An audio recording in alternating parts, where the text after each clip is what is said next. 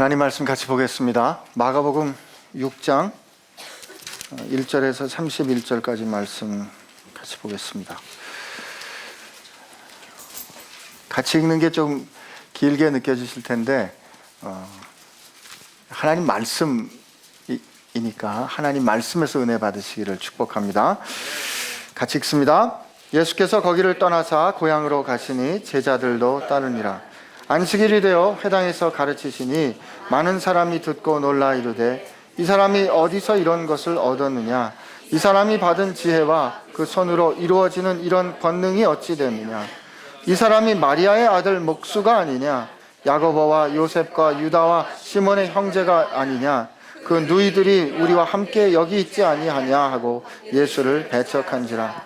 예수께서 그들에게 이르시되 선지자가 자기 고향과 자기 친척과 자기 집 외에서는 존경을 받지 못함이 없느니라 하시며 거기서는 아무 권능도 행하실 수 없어 다만 소수의 병자에게 안수하여 고치실 뿐이었고 그들이 믿지 않음을 이상히 여기셨더라. 이에 모든 촌에 두루 다니시며 가르치시더라.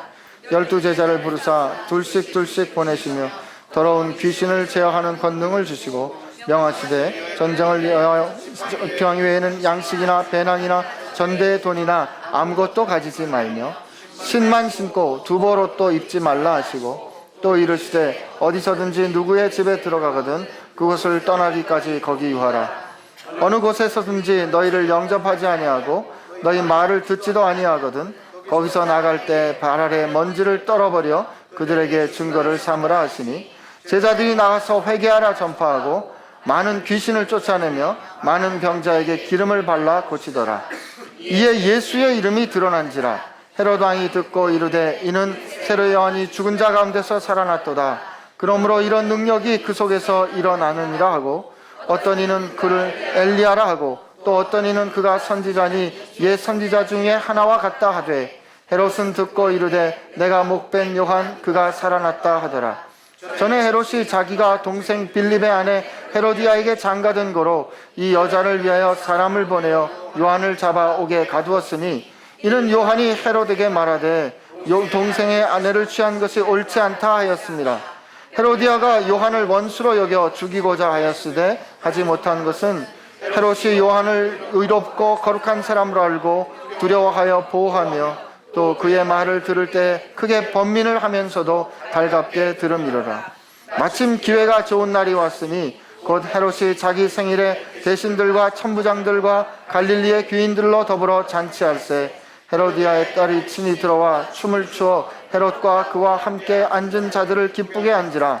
왕이 그 소녀에게 이르되 무엇이든지 내가 원하는 것을 내가 주리라 하고 또 맹세하기를 무엇이든지 내가 내게 구하면 내 나라의 절반까지도 주리라 하거늘 그가 나가서 그 어머니에게 말하되 내가 무엇을 구하리이까? 그 어머니가 이르되 세례 요한의 머리를 구하라 하니 그가 곧 왕에게 급히 들어가 구하여 이르되 세례 요한의 머리를 손안에 얹어 곧 내게 주시기를 원하옵나이다 하니 왕이 심히 금신하나 자기가 맹세한 것과 그 앉은 자들로 인하여 그를 거절할 수 없는지라. 왕이 곧 시병 하나를 보내어 요한의 머리를 가져오라 명하니 그 사람이 나가 옥에서 요한을 목베어 그 머리를 소반에 얹어다가 소녀에게 주니 소녀가 이것을 그 어머니에게 주니라. 요한의 제자들이 듣고 와서 시체를 가져다가 장사하니라. 사도들이 예수께 모여 자기들이 행한 것과 가르친 것을 낱낱이 고하니 이르시되 너희는 따로 한적한 곳에 가서 잠깐 쉬어라 하시니 이는 오고 가는 사람이 많아 음식 먹을 겨를도 없습니다. 아멘. 주님 감사합니다. 주님이 우리의 전부이십니다. 주님 믿고 주님만 바라고 따르는 저희들 되게 하여 주옵소서. 은혜를 감사하며 예수님의 이름으로 기도합니다. 아멘. 오늘 예수님이 고향에 가십니다. 지난주에 우리 성경 말씀 같이 보면서 주님을 만날 때, 주님을 처음 만날 때 우리의 믿음이 온전하지 않은, 성숙하지 않은, 우리가 원하는 것을 예수님의 능력을 통해서 얻고자 하는 것이 우리 출발일 수 있다 했습니다. 내가 원하는 것을 저분을 통해서 얻었으면 좋겠다 해서 내가 원하는 방식으로 인생의 갈급함 때문에 뻔뻔하게 예수님께 나아가는 우리들을 주님은 받아주시고, 받아주신 우리를 주님께서 원하시는 온전한 구원으로 이끌어 가신다 했습니다. 그런 주님께서 이 전국이 흔들릴 그런 명성과 또 칭송을 받으시면서 고향에 가십니다. 금이 환영하는 거죠. 근데 고향에 가셔서 주님께서 말씀을 가르치시고 권능을 행합니다. 근데 여기 참 이상한 일이 일어납니다. 사람들이 놀랍니다. 이자가 어떻게 저런 지혜를 갖게 됐느냐? 이자가 어떻게 저렇게 권능을 행할 수가 있느냐?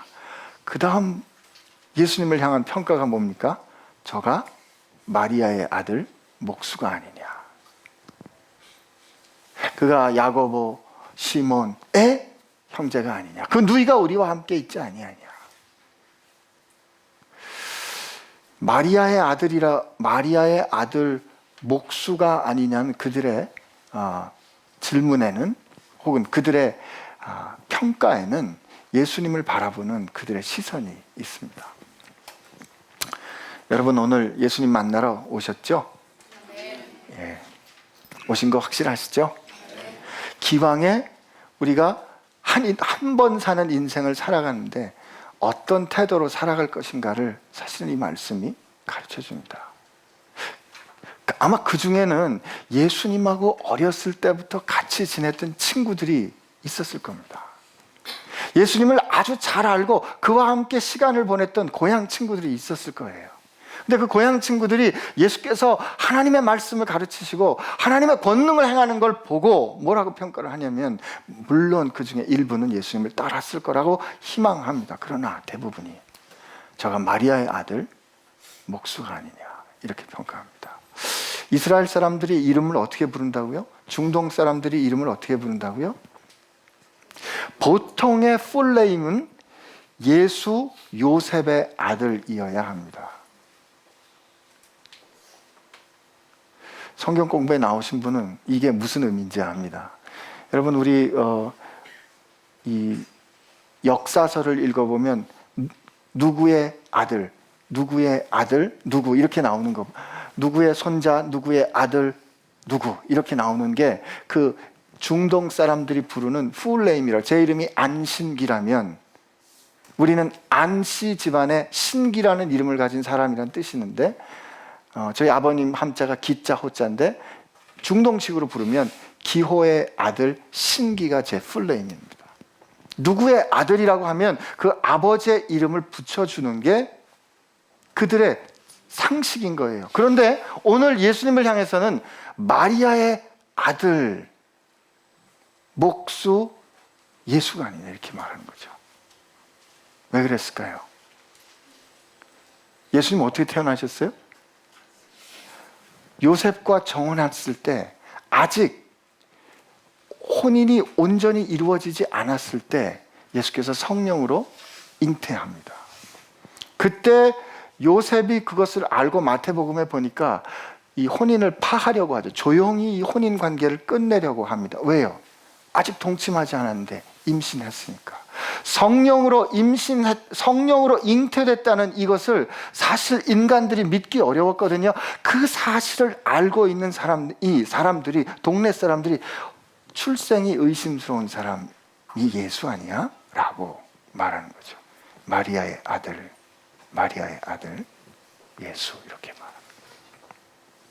근데 성경에 보니까 예수께서 고향에서 권능을 행하실 수 없었다, 행하실 수 없었다라는 표현을 씁니다.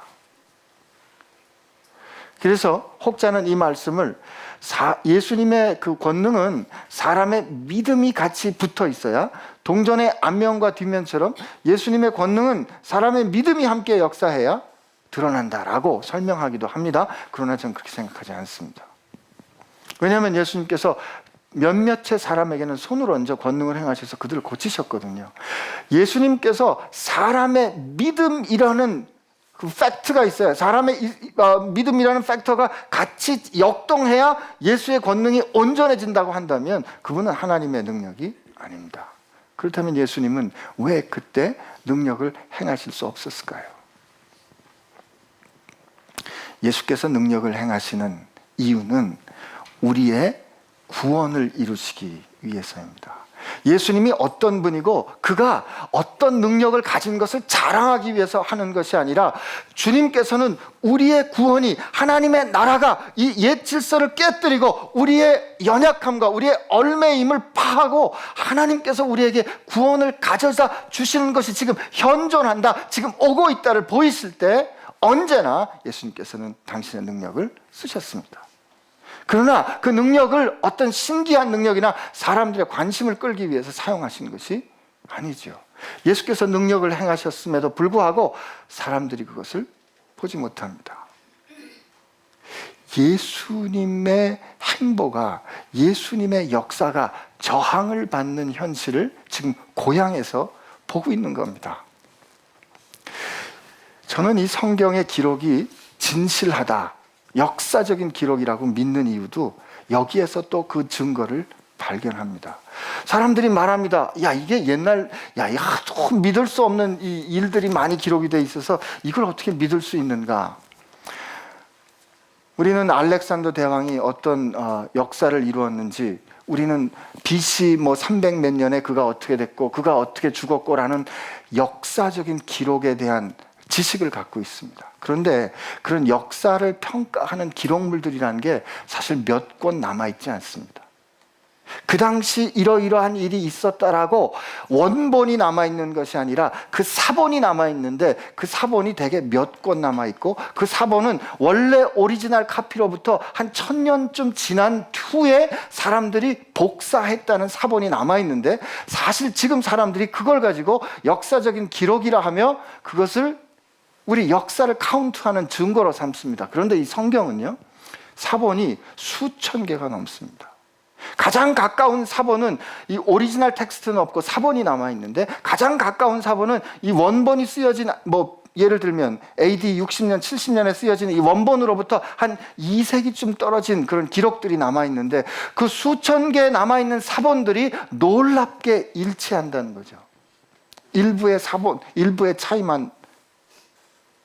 차이들이 보이는 것뿐 대부분이 놀랍게 일치합니다. 이 말은 이 역사서를 기록하는 사람들은 성경이 역사적인 기록으로 충분한 가치를 가지고 있다라고 소위 사본학적으로 그 사람들이 이야기합니다. 그러나 저는 그 증거가 거기에서 그 역사적인 증거를 찾는다기보다는 이 내적인 증거에서 지금 예수님이 우리를 구원하시는 하나님의 아들이십니다라고 했을 때 우리가 보통 기록하는 역사의 태도는, 사람들의 역사의 태도는 이런 예수님께서 제한받는 것 같은 기록은 대개는 숨겨놓습니다. 기록하지 않습니다. 그런데 고향 땅에서 이렇게 예수의 능력이 제한받은 것 같은 사실을 있는 그대로 증언한단 말이죠. 왜요? 그게 사실이었으니까. 오늘 예수님께서 그런 고향 땅에서 저항을 받으시고 낙담하셨을 것 같은데 그렇지 않습니다. 그리고 다른 동네에 나가서 이제 제자들을 내보내십니다. 예수께서 행하시는 그 권능을 이제 제자들에게 이렇게 나눠주시는데 여기서 권능을 또 우리 한번 그 권능, 예수께서 사용하시는 권능의 목적을 우리가 다시 한번 볼 수 있습니다. 예수님께서 제자들에게 귀신을 제어하는, 병자를 고치는 권능을 주시고 내보내십니다. 근데 내보내실 때 예수께서 제자들에게 주시는 말씀이 있어요. 사실 좀 찔리는 말씀이기도 합니다. 예수님이 12제자를 부르셔서 둘씩 보내세요. 여러분 무별 프로젝트 할 때도 그래서 둘씩 가셔야 돼요. 서로에게 증인이 되어 주어야 하기 때문에 위로도 되고. 근데 예수님께서 이 전도 여행 보내시는데 뭐라고 말씀하시냐면 여기 보세요. 큰일 났어요 지금. 우리도 지금 단기 선교 가야 되는데 권능을 주시면서 명하시되 여행을 위하여 지팡이에 양식이나 배낭이나 전대에 돈이나 아무것도 가지지 말며. 아멘 안 하시죠? 신만 신고 두벌옷도 입지 말라 하시고. 여름에 진짜 이건 어려워요. 그죠? 또 이르시되 어디에서든지 누구의 집에 들어가거든 그곳을 떠나기까지 거기 유하라. 어느 곳에서든지 너희를 영접하지 아니하거든 너희 말을 듣지도 아니하거든 거기서 나갈 때 발 아래 먼지를 떨어뜨려 그들에게 증거를 삼으라 하시니 제자들이 나가서 회개하라 전파합니다. 여러분, 저 예수님께서 이 제자들 보내실 때 뭔가 이 백업 플랜을 좀 세워주셔야 될 것 같은데, 그러니까 신발 한 켤레 신고 지팡이 가져가라 그랬어요? 가져가지 말라 그랬어요? 이게 마태복음에는 두 개 말고 하나만 가져가라 그래가지고, 여기도 보니까 지팡이는 가져가라 그랬어요. 그죠? 양식도 가져가지 말고 배낭이나 전대, 돈도 가져가지 말랍니다. 우리 단기팀 파송할 때 이렇게 보내야 될 것 같아요. 저희가 그 선교제 있을 때 학생들을 받으면 필드 오퍼레이션이라는 걸 했었어요. 이과대학 학생들이 이렇게 이제 선교 때문에 저희한테 오곤 했는데, 차비만 딱 줘서 우즈벡의 다른 지방에 보낸 거예요. 그때 이제 이 친구들이 오면 한국말은 하죠, 그죠? 우즈벡 말을 알겠습니까? 러시아 말을 알겠습니까? 근데 의과대학 학생들이 한 67명이 저희한테 팀으로 왔는데, 2주를 저희가 데리고 있으면서 그때는 제가 좀 믿음이 있었나 봐요. 요즘 이렇게 못할 것 같아요. 근데 하여튼 그때 막 기도하고, 야, 여기 성경 말씀 이렇게 돼 있지. 믿는데요. 그래, 그럼 돈 다 내놔. 그리고 차비만 딱 줘서 진짜 동부 지방의 안디자는 데 보냈어요. 어떻게 되나 한번 보자. 그리고 얘네가 기차를 타고 갔는데, 가가지고 여기에 딱 내렸대요. 여기에 어떻게 가겠어요? 어딜 가야 될지 어떻게 알겠어요? 그런데 그 역에서 어떤 사람이 자기한테 와서 말을 붙이는 거예요. 이렇게 그 사람이 와서 살롬 알레이쿰, 이게 안녕하세요. 얘네 배운 건 있으니까 발레이쿰 아살롬. 그 다음에 이제 꿀 먹은 벙어리죠. 가만히 있으니까, 당신 한국에서 왔습니까? 한국말 어떻게 하십니까? 내가 한국에서 5년 동안 일하고 막 돌아왔는데, 한국에 있을 때 나에게 잘해줬던 사람이 있었기 때문에 내가 우즈벡에 돌아와 한국 사람을 만나면 잘해주리라 결심했었습니다. 그래서 이 친구들이, 우린 그걸 바란 게 아니었어요. 근데 이 친구들이 그 댁에 초청을 받아가지고 기가 막히게 대접을 받고 돌아온 겁니다. 지가 한 게 뭐가 있어요? 근데 제가 그때 어떤 은혜를 깨달았냐면, 하나님께서 이 아이들의 수준을 아시는 겁니다. 집에서 그냥 공부만 하면 모든 게 다 용서되는 아이들이 의대 오는 아이들이거든요. 이 거의 폐륜에 가까워요. 그냥 공부만 잘하면 모든 게 용서돼요. 이러니 여러분, 이게 우리가 웃습니다만 이게 심각합니다. 이래가지고 좋은 의사 될 줄 몰라. 인간관계 기본적인 걸 안 하고 살았어요. 공부만 잘하면 용서되는 아이들이 들어온 아이들이기 때문에 이 준비가 안 돼 있어요. 그 아이들을 우리가 믿음으로 보냈단 말이죠. 무책임하게. No backup plan. 근데 얘들이 순종하고 간 거예요. 그리고 거기서 그렇게 대접을 받고 신나가지고 돌아왔어요. 다른 팀은 그래도 보내봤는데, 몰래 돈 300불 갖고 간 거 소매치기 당하고 오고.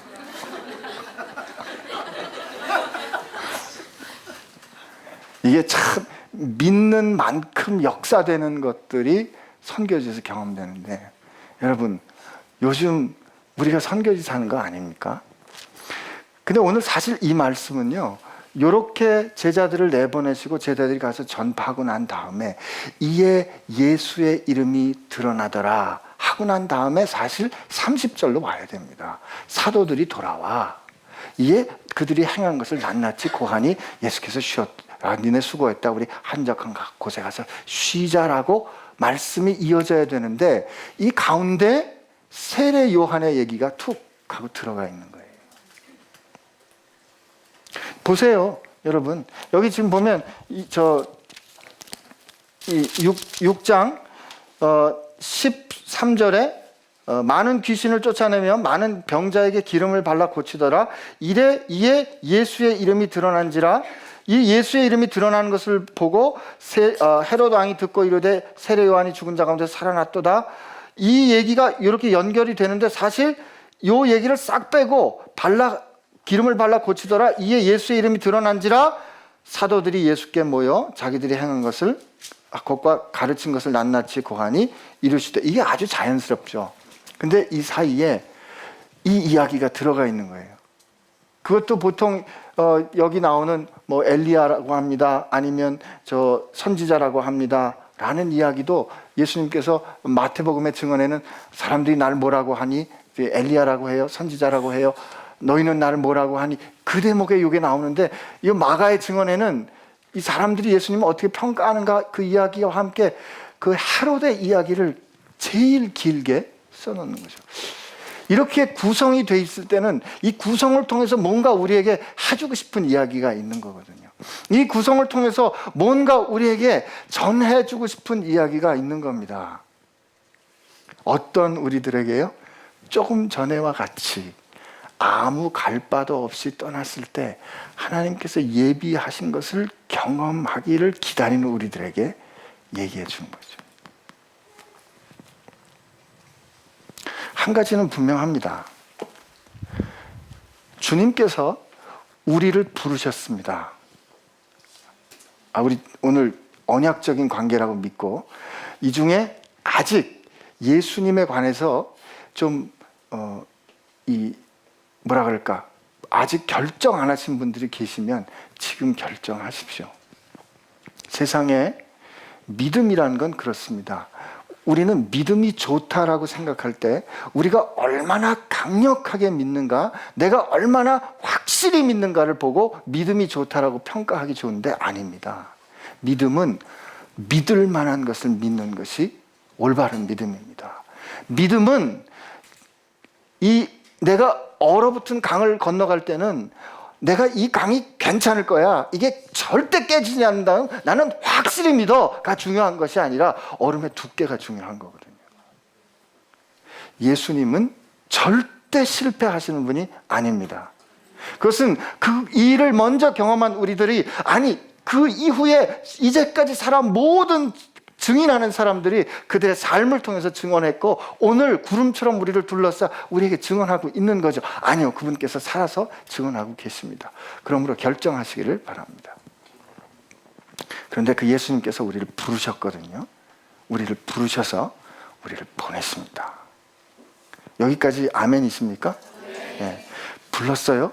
우리를 보내시는데, 보내시는 예수님께서 우리에게 인스트럭션을 주시는데, 우리에게 지침을 주시는데, 그 지침에 가장 확실한 게 뭐냐면 백업 플랜은 없다. 세컨드 플랜이 없다. 동의가 안 되는 얼굴이군요. 예수님께서 보내실 때, 얘들아 갈 때 이렇게 되는데 혹시 이렇게 안 되면 이렇게 하거라, 이렇게 안 되면 이렇게 해 라고 말씀 안 하시잖아요. 지금 세상에 갈 때 옷은 두 벌은 있어야죠. 그죠? 더군다나 중동 지방이 얼마나 덥겠어요. 예수님께서 제자를 내보내실 때 그들로 하여금 이 일을 잘 할 수 있도록 준비를 잘 시켜서 가는 것이 아니라 그들로 하여금 어떻게 뭔가 잘 갖춰서 가게 하는 것이 아니라 백업 플랜이 없는 것처럼 저 거친 황야에 그냥 가라고 툭 던지시는 것처럼 보내시는 거예요. 근데 마가는 이 증언을 언제 하냐면 예수께서 고향에서 거절을 당하시더라 하는 이 상황에서 출발해서 그 다음에 제자들을 세상에 보냅니다. 지팡이 하나 들고 신발 하나 신고 옷 하나 입고 가방도 없이 그냥 가는 거죠. 백업 플랜이 없다 했는데 백업 플랜이 없는 게 아니고 그들에게 있는 백업 플랜은 오직 하나였습니다. 뭐예요? 예수님이었던 거죠. 내가 너희의 백업 플랜이니까, 내가 너희와 함께 하니까 너희는 가라고 말씀하시는 겁니다. 근데 여기 제자들은 그리고 갔는데 신나게 은혜를 경험하고 돌아왔어요. 신나게 하나님 나라의 권능을 경험하고 돌아왔어요. 물론 예수께서 말씀하십니다. 너희를 영접하는 사람도 있을 거지만 너희를 거절하는 사람도 있을 거야. 요즘 우리가 살아가는 세상에서는 우리를 영접하는 사람도 있지만 우리를 거절하는 사람이 더 많을 걸 예수님은 알고 계신 거죠. 그런데 우리를 여전히 세상에 보냈습니다. 그리고 세상에 보내셔서 우리가 어떤 생각하기를 바래요? 우리가 어떻게 바래요? 하나님, 우리가 기차 타고 갔는데 거기 한국 사람에게 은혜를 받은 사람들이 우리를 기다렸다가 나를 영접해주는 이 하나님의 놀라운 섭리가 있었으면 좋겠습니다 라고 바라죠. 그렇죠? 그렇지 않습니까? 그렇게 약속해 주셨으면 좋겠는데, 그죠? 다른 사람의 경험을 보니까 그렇게 된 것 같은데 나도 그렇게 됐으면 하는 뭔가 사인과 함께 갔으면 좋겠는데 대개 처음 출발은 그렇지 않거든요. 그냥 가랍니다. 목사님 처음 출발할 때 그냥 가라였죠? 아니, 되게 이럴 땐 질문에 답이 있기 때문에 항상 질문의 답은 1번입니다. 그죠? 근데 예수님께서 오늘 마가를 통해서 말씀하시는 게 그렇게 백업 플랜 없이 가는데 세례 요한의 얘기를 들려주시는 거예요. 세례 요한이 누굽니까? 예수님 먼저 6개월 먼저 태어나서 그는 자기 스스로 나는 광야에 외치는 자의 소리고 나는 주의 길을 평탄케 하려고 예비하는 자다. 예수님을 향하여 그가 뭐라고 말했습니까? 보라, 세상 죄를 지고 가는 하나님의 어린 양이로다. 그의 제자들이 와서 선생님, 우리 제자들이 다 예수님께로 가는데요, 괜찮아. 나는 신랑의 잔치에 초청받은 손님과 같으니 그는 흥하여야겠고 나는 망하여야 하리라. 나는 그래도 기쁘다라고 말했던 사람입니다.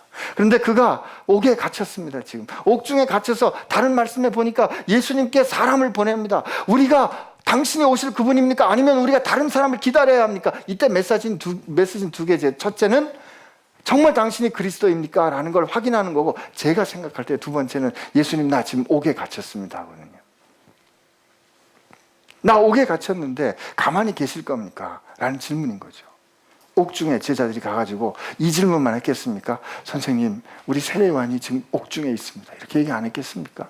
그런데 예수님께서는 그 앞에 대한 질문에만 답하십니다. 너는 가서 보고 들은 것을 그에게 전하라. 그 말씀으로 끝이에요. 그러다가 세례 요한이 어떻게 됩니까? 오늘 이 말씀 보니까 세례 요한이 어처구니 없이 죽습니다. 물론 세례 요한의 그 삶에서 우리가 그리스도인들은 어떤 사람이어야 하는가를 발견하기도 합니다. 그리스도인들은 어떤 사람입니까? 두 가지 특징이 있는데 아주 매력적이고 동시에 굉장히 불편한 사람입니다. 헤롯이 그랬어요. 헤롯이 지금 자기 동생의 아내였던 헤로디아와 결혼하는데 이 세례 요한이 그걸 보고 가만히 못 있죠. 그러니까 그렇게 결혼하는 것은 옳지 않다라고 지적하니까 이 부인이 아주 이 헤로디아가 요한을 아주 철천지 원수로 여깁니다. 그리고 이를 죽이려 하니까 헤롯이 이 세례 요한을 옥에다 가두어 그를 보호합니다. 부인의 손으로부터. 그리고 그가 들려주는 말을 듣는데 들으면서 불편하지만 그를 존경합니다.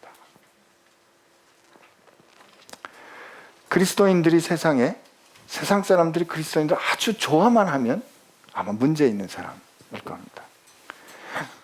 우리가 누군가에게 늘 불편함을 주는 사람만 된다면 그것도 문제일 겁니다. 크리스찬에게 있어서 인티그리티란 이런 일이 있을 때 그 사람이 있으면 좋겠네 라고 생각나야 하는 사람인데, 첫째, 그들이 있으면 뭔가 정직한 말을 해줄 거야. 불편하지만, 불편해도 그에게 물어보면 정직한 대답이 올 거야 라는 생각을 일으키는 사람들이 크리스찬이어야 한다고 생각합니다. 근데 그가 그렇게 진리를 말했는데 하나님께서 아시지 않겠습니까? 그렇게 증언했는데 하나님이 아시지 않습니까? 그러니까 하나님께서 그를 보호해 주셔야 하잖아요. 그런데 그가 어떻게 죽습니까? 헤롯이 자기 생일날 신나게 거나하게 취해가지고 자기 앞에 춤을 추는 그 헤로디아의 딸에게 그냥 홀딱 빠져가지고 원하는 걸 뭐든지 나에게 말해, 내 나라의 절반까지 줄게, 이 진짜 나라를 띄워주겠다는 말이 아니라 그 당시에 이 말은 꼭 지킬게라는 이게 관용적인 표현이랍니다. 그러나 그 말이 얼마나 그게 왕으로서 할 말입니까? 지금 자기 앞에 춤추는 그 딸에게 그게 마음에 들어가지고 내 나라 절반이라도 줄게라고 하는 것이 사실은 이 일을 통해서 우리에게 보여주는 세상의 권력의 혹은 세상의 생각의 그 본질인 것이죠. 그리고 났는데 뭐라고 됩니까? 헤로디아에게 가서 뭐라 그럴까요? 그랬더니 이 이야기가 참 이게 비극적인 이상한 잔치로 끝나지 않습니까? 그 머리를 잘라가지고 그 머리를 쟁반 위에 받쳐달라고 해라. 말도 안 되는 상황이죠. 그런데 그 말도 안 되는 상황이 현실이 됩니다. 그때 우리가 할 수 있는 질문은 그거죠. 하나님 어디 계십니까? 제가 우리 학생들을 보내서 우리 학생들은 안디잔에 가서 한국 사람 만나면 좋은 대접을 해주리라 했던 사람을 만났습니다.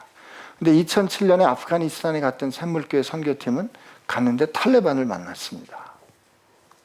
그리고 그 땅에 사랑을 가지고 전하러 갔다가 두 사람이 죽습니다. 어처구니 없이 죽습니다.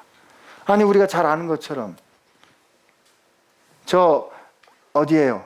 그 남태평양 쪽에 이 복음을 전하러 갔던 짐 엘리엇이 도착하자마자 죽습니다. 한국에도 있었어요. 토마스 선교사가 한국 땅에 복음을 전하러 왔다가 오자마자 대동강변에서 목베임을 당하고 죽습니다. 그때 그가 한 일은 성경책 한 권, 몇 권 나눠준 것밖에 없었어요. 그때 우리가 할 수 있는 질문은 하나님 어디 계십니까? 백업 플랜은 어떻게 된 겁니까?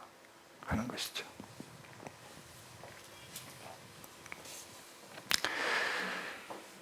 근데 저는 이 질문에 답을 하려고 생각을 하다가 하나님께서 아들을 보내실 때를 생각했습니다. 말씀할 필요가 없으셨겠죠. 그러나 때가 되어서 하늘 영광을 버리시고 땅에 내려오셔야 했습니다. 어떻게 해요?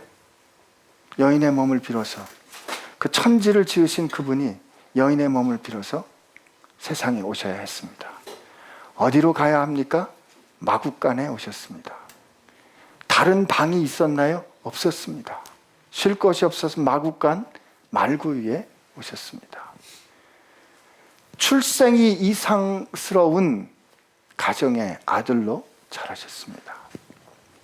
그리고 하나님의 뜻에 따라, 하나님의 계획에 따라 인간의 모든 문제를 해결하는 그 길을 위한 그 미션을 가지고 진행을 하시는데, 마지막에 예수님께서 오늘 우리가 했던 질문을 하십니다.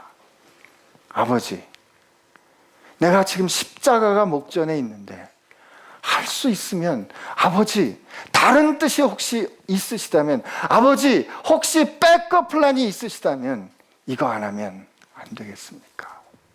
그때 예수님 말씀하십니다. 하나님께 예수님 들으셨습니다. No backup plan.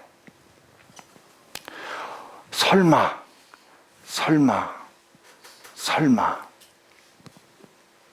그러시다가 예수님 어처구니 없이 부조리함 심판을 받고 십자가에 죽으신 거죠. 우리는 백업 플랜을 염려하는데, 하나님은 우리를 구원하시는 그 길에 결정하신 그 뜻에 다른 계획과 다른 대안을 갖고 계시지 않으셨습니다. 우선은 그 생각을 했어요. 그리고 두 번째, 세례 요한은 이렇게 비극적으로 죽었지만 하나님으로부터 그 인생에 대하여 어떤 평가를 받습니까? 이는 여자가 낳은 자 중에 가장 큰 자라는 평가를 받습니다. 헤롯은 그에게 권력이 있었습니다.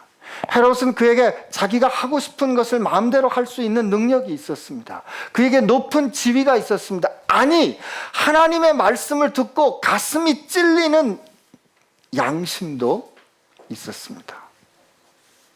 그러나 그가 선택했던 그 결정은 자기 체면 때문에, 사람들의 눈초리 때문에 결국 누군가를 죽여 그 인생이 비참한, 비인간적인, 비극적인 아주 참혹한 잔치를 벌이는 왕으로 끝나게 되었거든요.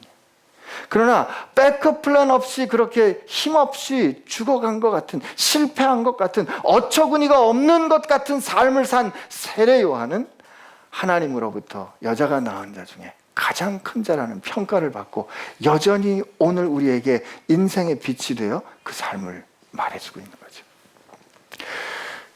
제가 얘기가 좀 무겁고 힘들게 됐습니다만 저는 여기서 용기를 얻습니다. 어떤 용기요? 사실 우리 살다 보면 힘든 일이 있지 않습니까? 불안하지 않습니까? 두렵지 않습니까? 제가 오늘 제 얘기를 잠깐 하고 오늘 말씀을 마치려고 합니다. 예, 저는 목사의 아들로 태어났습니다. 제 평생에 교회가 제 인생의 전부였는데 선교에 헌신한 아내를 만났습니다. 오늘 2부 예배 때 목사님께서 은혜를 아는 여자와 결혼을 해야 인생의 반전이 일어난다고 했는데 하여튼 선교에 헌신한 아내를 만났습니다. 근데 아내가 매일 단기 선교 안 가냐고 저한테 지적을 할 때마다 제가 뭐라고 얘기했냐면 교회 수양회를 가야지. 그리고 가난한 동네에서 태어난 저는 돈을 많이 가지고 외국에 나가서 선교한다는 거는 그거는 사치라고 생각을 했습니다.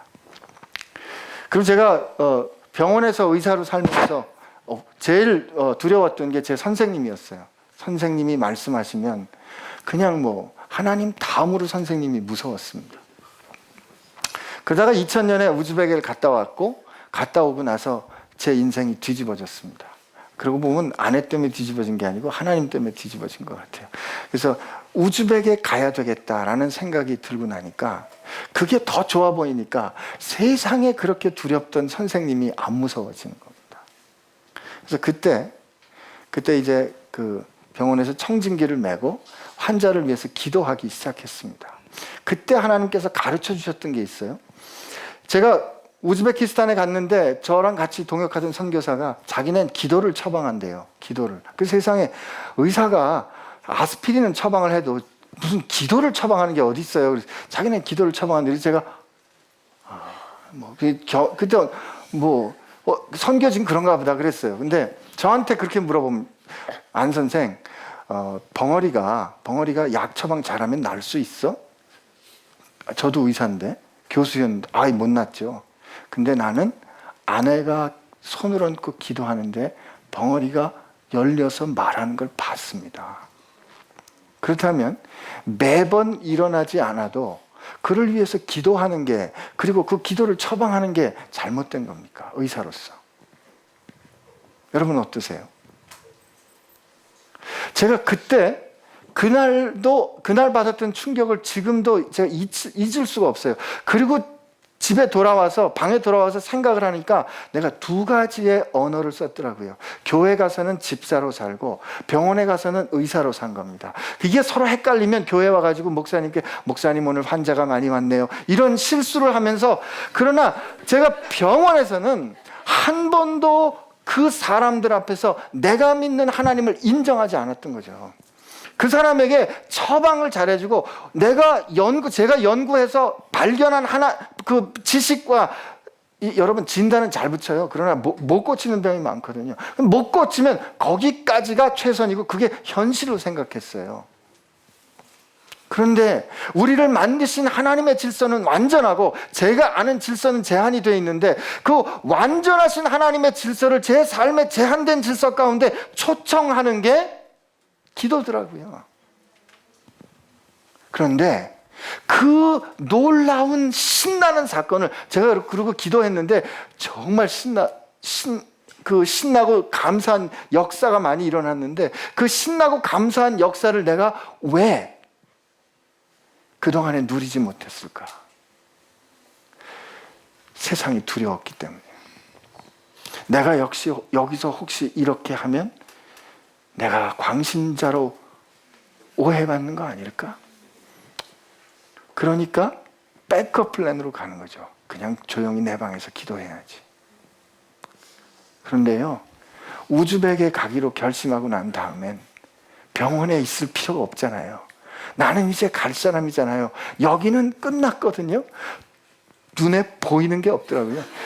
그래서 그냥 그 청진기를 메고 환자를 위해서 기도하기 시작했는데 얼마 뒤에 제가 회진을 가면 수간호사들이 쫓아와가지고 뭐라고 얘기하냐면 다른 선생님의 환자들이 선생님 환자를 부러워해요. 그러고 났는데 선생님이 안 무섭더라고요. 그리고 그 선생님이 저를 무서워하더라고요. 뭘 봤기 때문에 그럴까요? 저거 대책 없이 가는구나. 저보고 가서 애들 교육은 어떻게 시킬 거냐고. 그래서 선생님, 선교사는 후원금으로 삽니다. 너 인생 40을 살아놓고 이렇게 인생이 무책임하게 사냐. 그 말이 얼마나 그분한테 부담이 됐는지 저를 위해서 꼬박꼬박 후원금 보내주셨어요.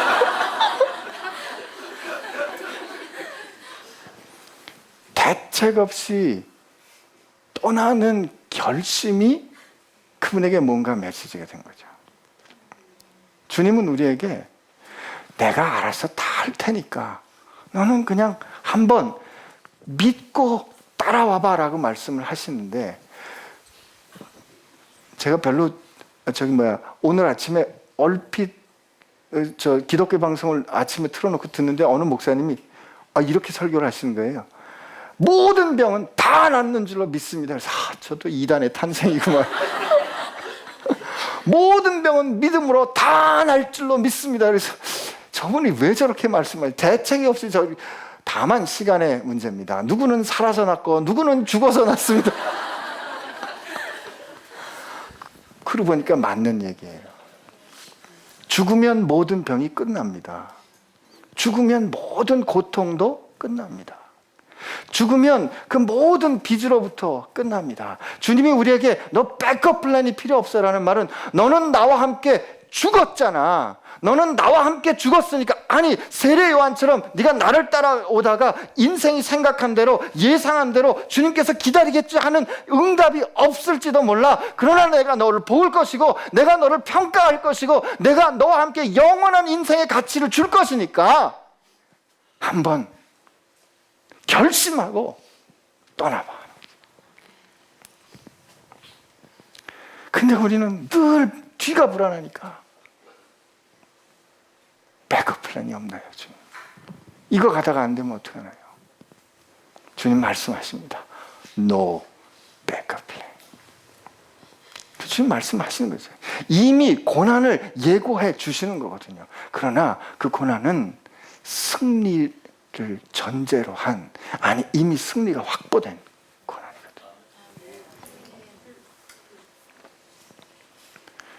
그럴 때 세상이 감당 안 되는 겁니다. 우리가 예수와 함께 죽었다면 우리 삶 가운데 이런 단호함이 회복돼야 할 줄로 믿습니다. 주님, 나 걱정 안 할래요.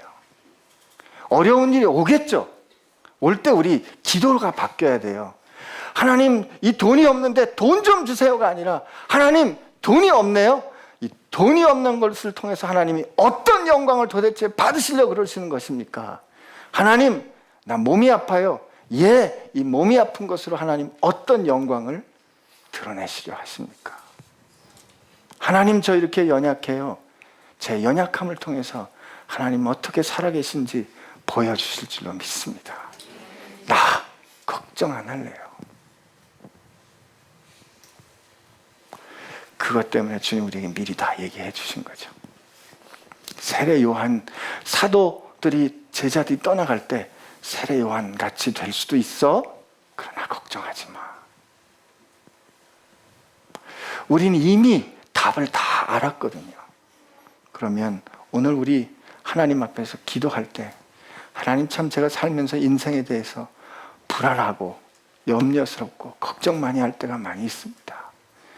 그러나 주님, 너 인생 살아보면 고난이 있어. 너를 거절한 사람이 있어. 다 말씀해 주시고 다 보여주시고 주님께서 십자가 지신 걸 통해서 우리 인생이 어떻게 완전히 결정된 삶을 살아야 하는 것을 다 보여주셨는데도 여전히 제가 이렇게 걱정하네요. 이런 저를 긍휼히 여겨주시고 저도 주님 닮아서 주님처럼 확정된 마음을 가지고 사는, 한 번 떠났으면 끝까지 뒤돌아보지 않고 가는 그런 삶 살게 해주시기를 원합니다. 우리 한편 하나님 앞에 같이 기도하겠습니다.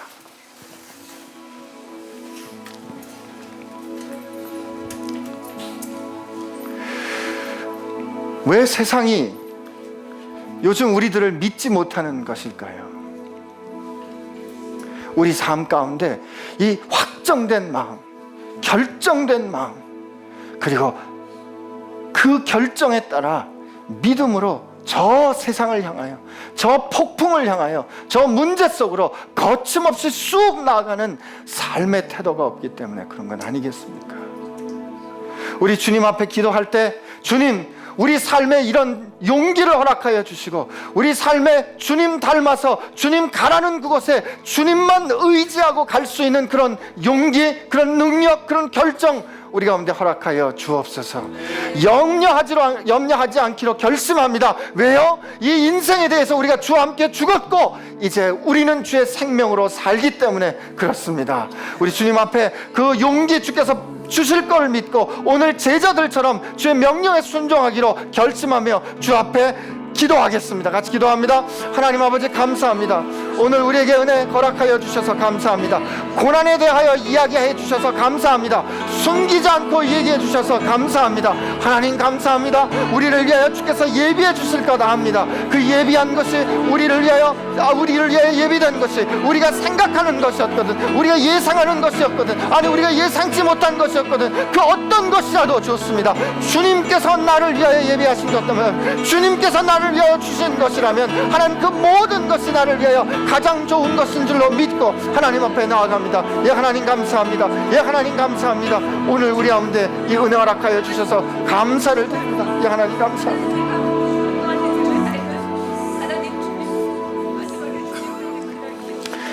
하나님, 우리가 한 번밖에 살 수 없는 인생인데, 하나님 주께서 한 번 주신 기회인데 그저 불평하면서 다른 사람 핑계대고 상황을 핑계대면서 주저앉아서 사는 것이 아니라, 주님, 우리가 주님 따라 걸으면서 저 파도를 밟고 사는 인생 살기를 원합니다. 주와 함께 저 하늘을 나는 인생 되기를 원합니다. 하나님, 그런 인생 우리 가운데 허락하여 주옵소서. 하나님, 우리 앞에 무엇이 있을지 모르겠습니다. 어려움일 수도 있겠죠. 질병일 수도 있겠죠. 예상치 못했던 문제 있을 수도 있겠죠. 하나님, 그 어떤 성취든 어려움이든 다 좋습니다. 주님께서 우리를 위하여 주시는 것이라면 모든 것이 아멘인 줄로 믿습니다. 그리고 하나님, 그 모든 상황이 협력하여 예수 안에서 하나님의 아름다운 영광을 드러내는 것, 그것이 우리 인생 되게 하여 주옵소서.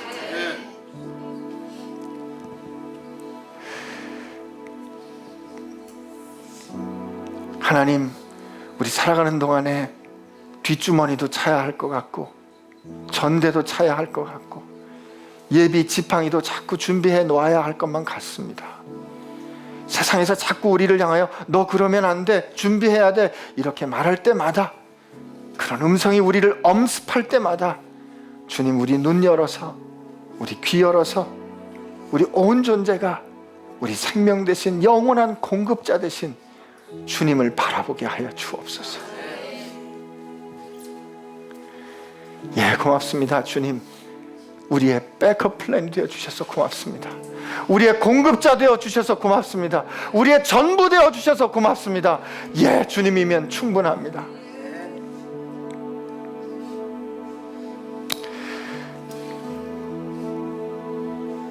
주님, 우리 인생을 주와 함께하는 여행으로 초대해 주시고 우리에게 그 아름다운 동행 허락해 주셔서 감사합니다. 주님과 함께 여행하는 사람답게 저희도 세상 살게 하여 주옵소서. 사랑합니다. 주님, 예수님의 이름으로 기도합니다. 아멘.